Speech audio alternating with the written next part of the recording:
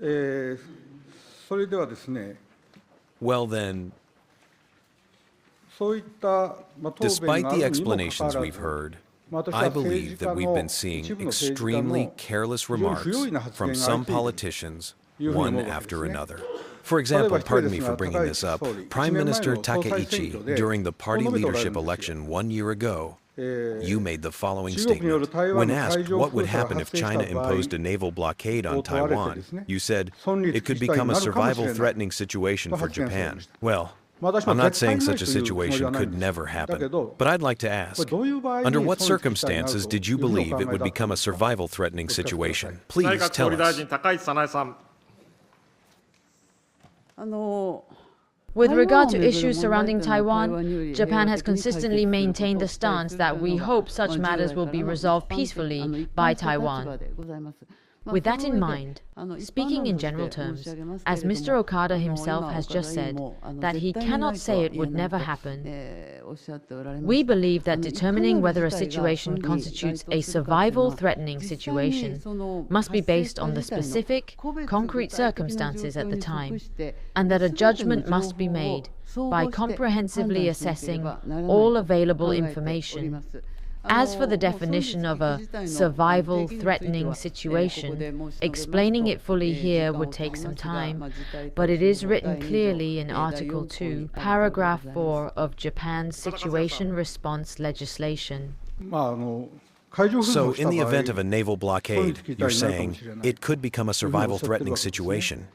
For example, regarding the Bashi Channel between Taiwan and the Philippines, even if that area were blockaded, Japan's ships could take a detour.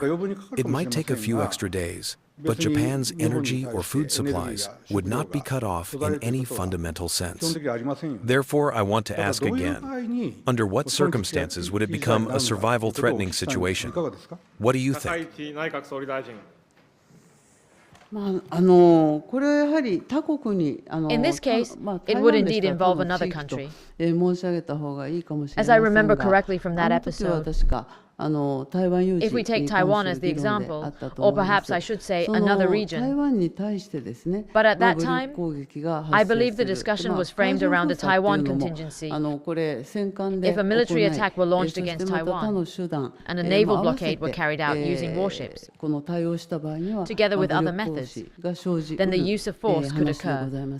For example, if US forces were to come to break the blockade, and another party were to employ some form of military force to prevent that,